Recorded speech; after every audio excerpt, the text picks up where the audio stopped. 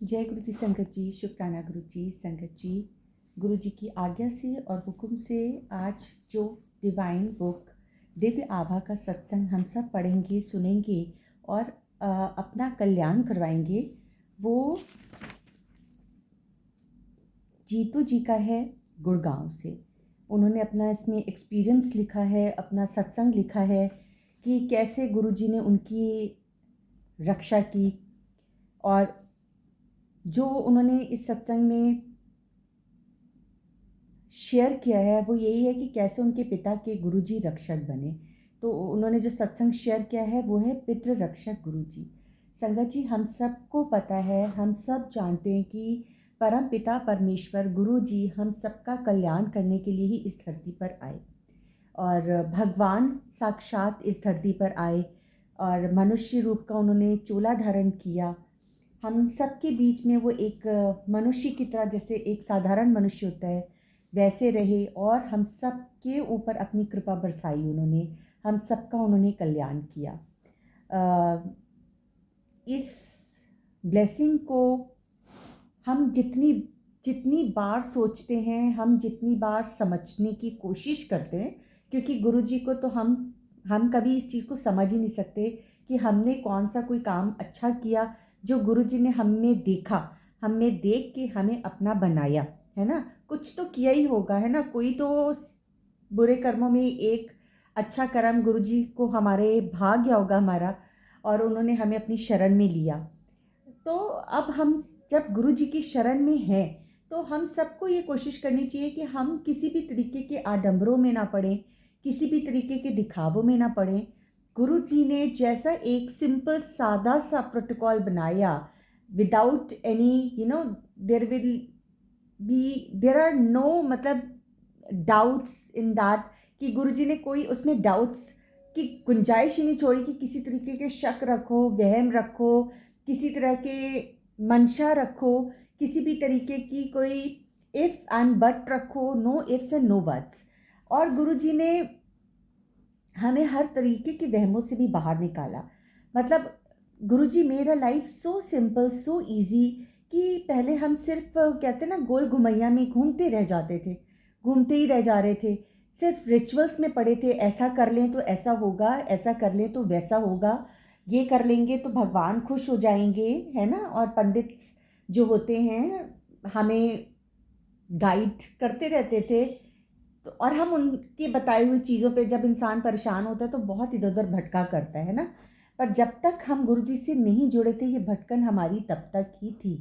अब जब गुरुजी ने हमें अपना लिया, हमें अपनी संगत बना लिया, तो जो हमारा इधर उधर का भटकना है ना वो बंद हो गया। और वही गुरुजी ने हमारी संगत के लिए सोचा, है ना। हम किसी भी तरीके के अब रिचुअल्स में नहीं पढ़ते, क्योंकि अगर आप गुरु जी को मानते हो संगत जी, तो फिर आप किसी भी तरीके के रिचुअल्स में नहीं पढ़ोगे, आप किसी भी तरीके की वहमों में नहीं पढ़ोगे। आप कुछ नहीं सोचोगे कि अगर मैंने ऐसा नहीं किया तो शायद ऐसा ना हो जाए। अब आपको अगर आपको कोई दुख तकलीफ भी आती है, या आप रास्ते में भी जैसे कुछ देखते हो, जैसे आज अभी जस्ट जनरल बात है कि मैं अपने बेटे से अभी अपनी बात कर रही थी, तो we were just talking about Guruji Maharaj only, कि भाई उनको तो शुक्राना करते रहना है हमें हर बार। तो वैसे वो कह रहा था, कहता है कि मम्मा अब तो बस और कुछ समझ में भी नहीं आता। जैसे कि आज कह रहे थे कि मैं रास्ते पे जा रहा था तो मैंने दो लोगों को देखा, देवर ड्रंक, तो मुंह से बस यही निकला कि गुरुजी आप इनको ब्लेस करो। कितनी सुंदर बात है ना। अगर हम किसी की भी पीड़ा को महसूस कर पाएँ, समझ पाएँ, तो इससे बड़ी कहते हैं ना कोई वो नहीं, कि आप अगर किसी की पीड़ा को समझ पा रहे हो और आपके मुंह से सिर्फ ये निकल रहा है कि गुरुजी इनको ब्लेस करो, गुरुजी इनकी रक्षा करो। तो अब वही वो कह रहा था, कहता कि अब हमारे मुंह से निकलता ही यही है कि गुरुजी इनको ब्लेस करो, इनको इनकी रक्षा करो। ये भी अगर इस हाल में हैं तो कोई अपनी मर्जी से तो नहीं होता है ना। अगर ये इस हाल में हैं तो इस जंजाल से इनको बाहर निकालो। तो हम सबकी सोच इसी तरीके से होनी चाहिए कि किसी के दुख में हम खुश ना हो, किसी के दुख को अगर हम महसूस कर सकें और हम सिर्फ अपने गुरुजी से अरदास कर सकें कि गुरुजी आप सब पे अपनी कृपा बरसाओ, सबके ऊपर अपनी कृपा दृष्टि डालो। तो गुरुजी ज़रूर अपनी कृपा दृष्टि हम सब के ऊपर डाल दें, क्योंकि गुरुजी ने हम सबका कल्याण किया है, करा है, कर रहे हैं और आगे भी वो हम सबको अपनी ब्लेसिंग्स का पात्र बनाते रहेंगे। संगत जी, इसी के साथ हम सत्संग गुरुजी की आज्ञा पाकर करते हैं। पितृ रक्षक गुरुजी। वर्ष 2006 में होली से 2 दिन पूर्व देर रात्रि में अपनी बहन से फ़ोन पर वार्ता होते ही मैं अपने पिता की शैया के पास पहुंचा। रक्तचाप यानी ब्लड प्रेशर के कारण उनको कुमाऊं की तराई में स्थित हल्द्वानी शहर के एक चिकित्सालय में गहन सेवा केंद्र में प्रविष्ट कराया गया था। मेरी बहन से फ़ोन पर समाचार मिलने के तुरंत बाद मेरी पत्नी और मुझे समझ आया कि गुरुजी इसकी चेतावनी पहले से ही देते रहे थे। फरवरी 2006 में शिवरात्रि से पूर्व शीतकाल में जब मेरे पिता भीमताल से गुड़गांव हमारे साथ रहने आए थे तो गुरुजी ने उनके बारे में पूछा था। गुरुजी को तो सब पता है, अंतर्यामी है गुरुजी, उनको कुछ बताने की ज़रूरत नहीं है। वो हमको टाइम टू टाइम अवेयर करते रहते हैं हर चीज़ के लिए।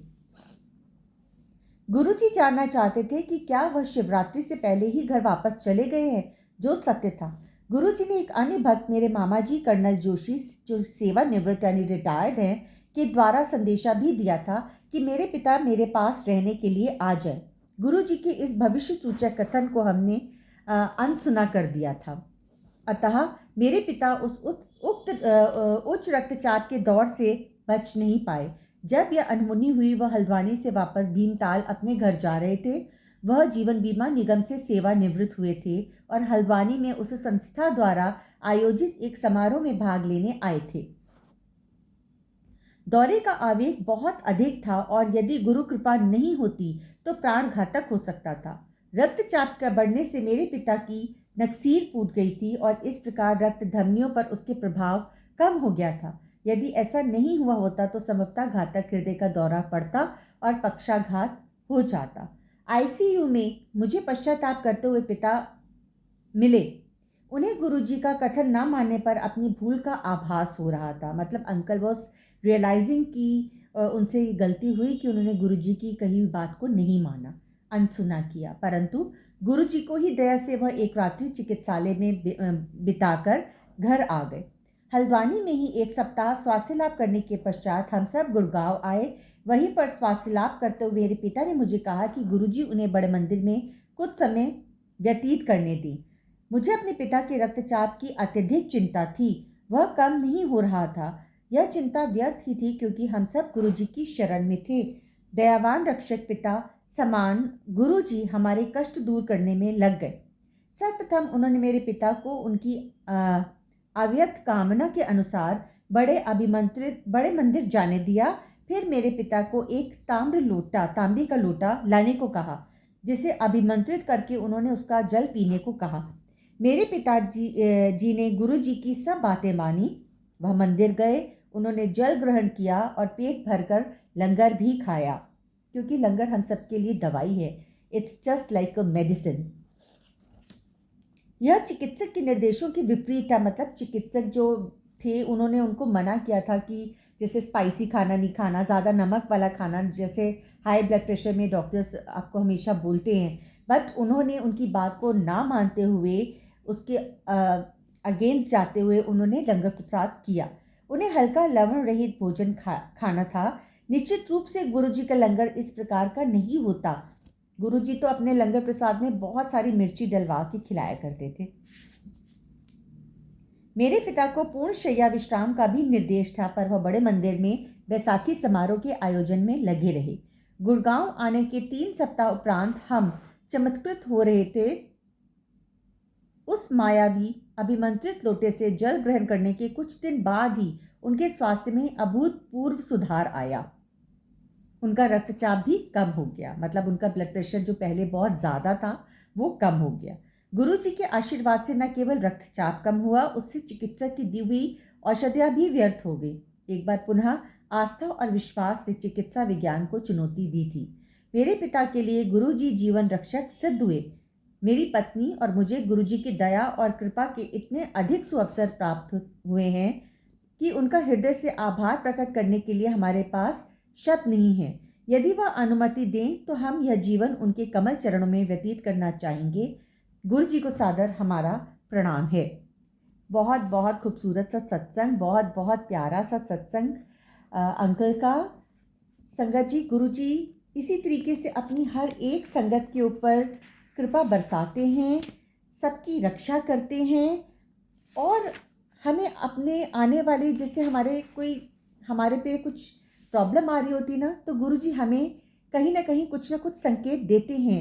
इसीलिए अगर हमें गुरु जी 3 बार, मैंने जहाँ तक पुरानी संगत सत्संग सुने हैं उसमें यही है कि गुरु जी आपको 3 बार किसी चीज़ के लिए अवेयर करते हैं, आपको सिग्नल देते हैं। अगर आपने मान लिया तो आपका कल्याण ही कल्याण है, और अगर आपने नहीं माना तो तब भी हम कहते हैं गुरु जी आप ही हमारी रक्षा करना, क्योंकि हम तो इंसान हैं, सिंपल, जैसे कहते हैं ना, एक मनुष्य हैं जिनके बुद्धि नहीं है, हमारे बिल्कुल अकल नहीं है।